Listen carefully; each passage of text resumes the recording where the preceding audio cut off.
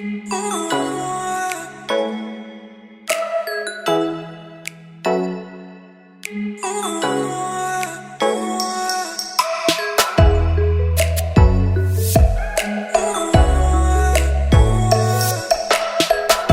right, so we're back for another deep dive.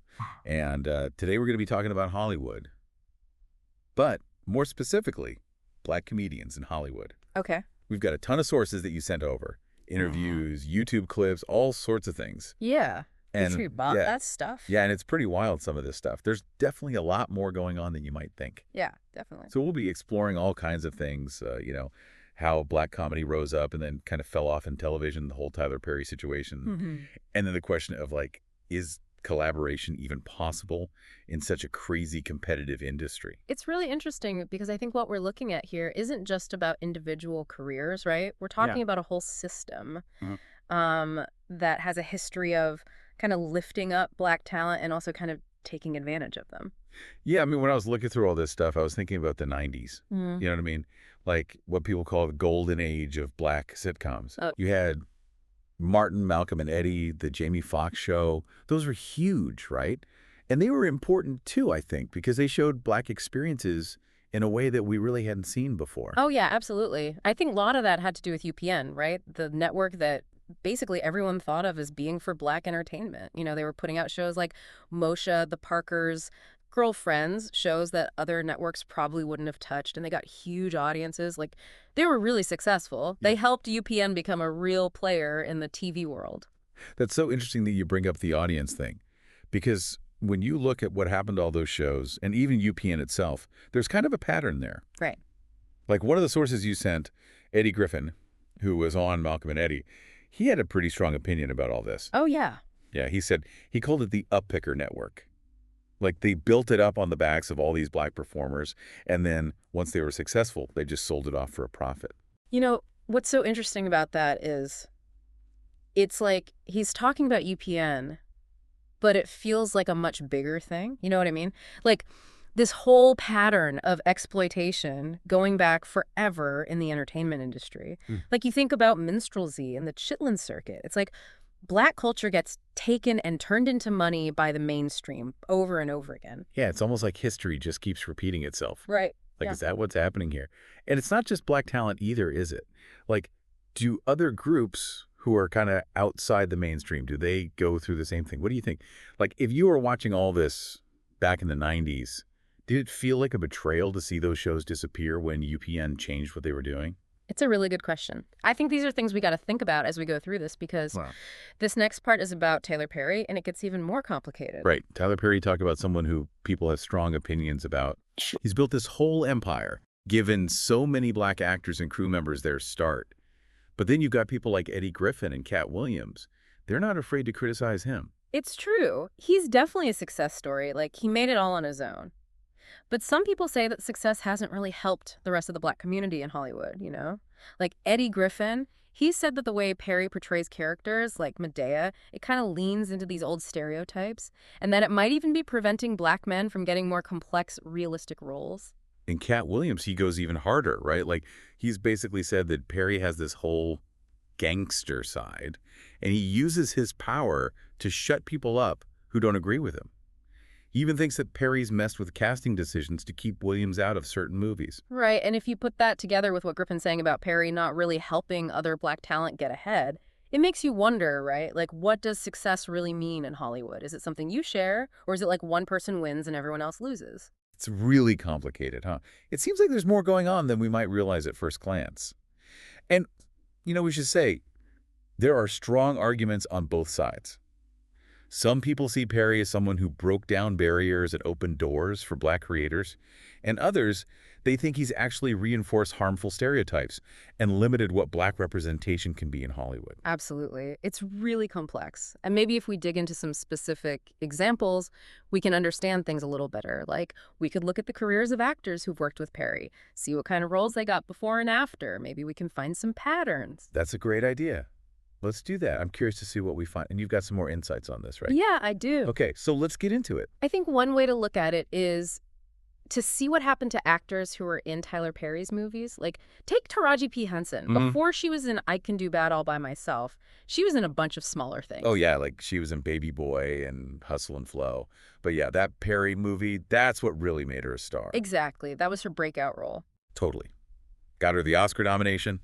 And then, of course, Empire Cookie Lion. Like, come on, that's iconic. Right. So you could say that Tyler Perry gave her a chance she might not have gotten otherwise. Hmm, interesting. But then you have someone like Idris Elba. Okay.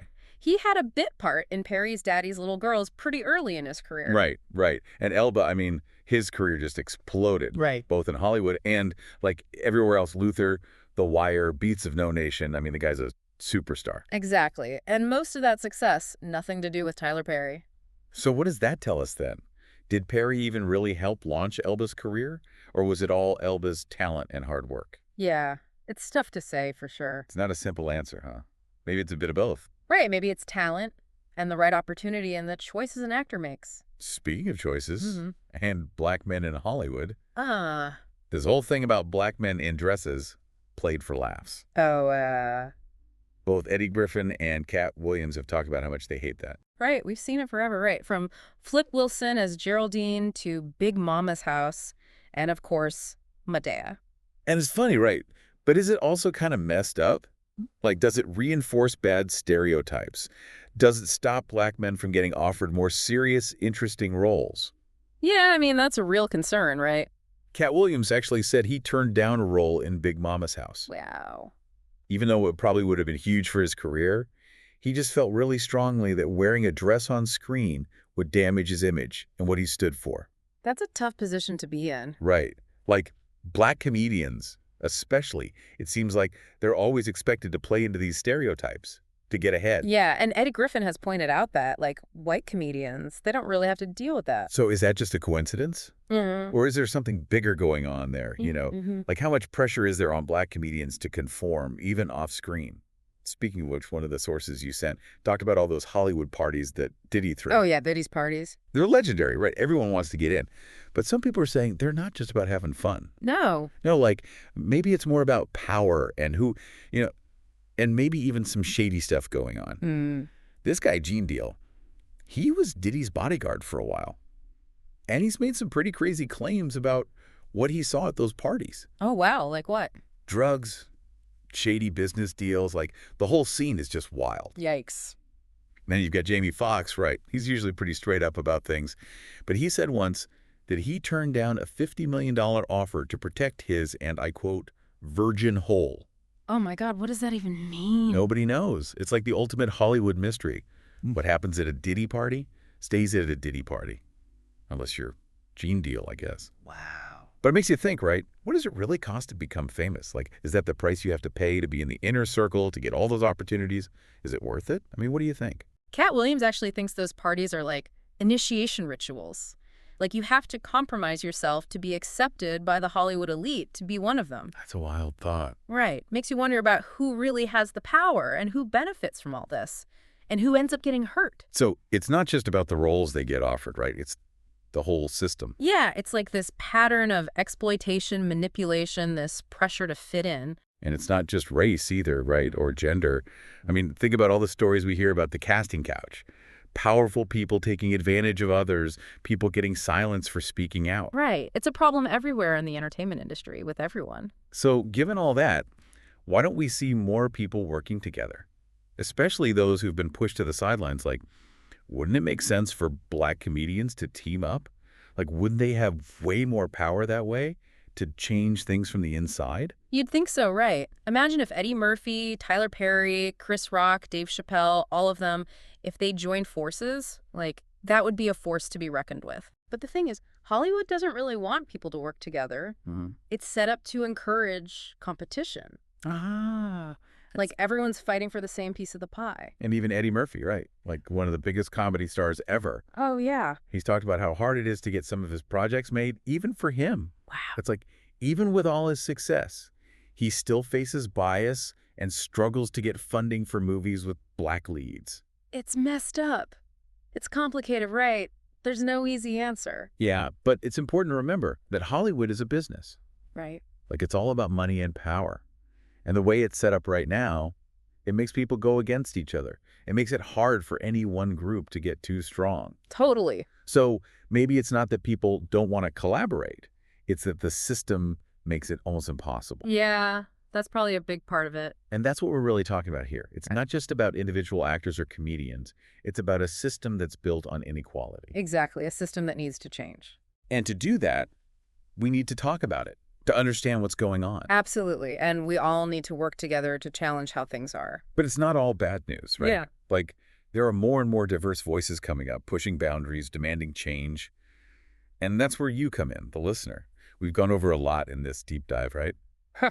Like, we've been talking about how exploitation just keeps happening, the whole Tyler Perry thing, all those hidden things going on in Hollywood, and whether people can even work together, really, in that kind of environment. Yeah. So, like, what does all this mean for the people listening? What do they do with this? I think the big thing is you've seen behind the curtain now, right? So Yeah. you can start to see these patterns in the movies you watch, the TV shows, the comedy specials you're into, all of it. Like, think about the roles that Black actors get offered, the stories that are being told, and who's really benefiting from all of that. Yeah, and pay attention to who's getting a chance to speak, whose voices are being heard, and just as importantly, who's being kept quiet, who's being pushed to the side. It's like, once you start noticing this stuff, you can't unnotice it, you know?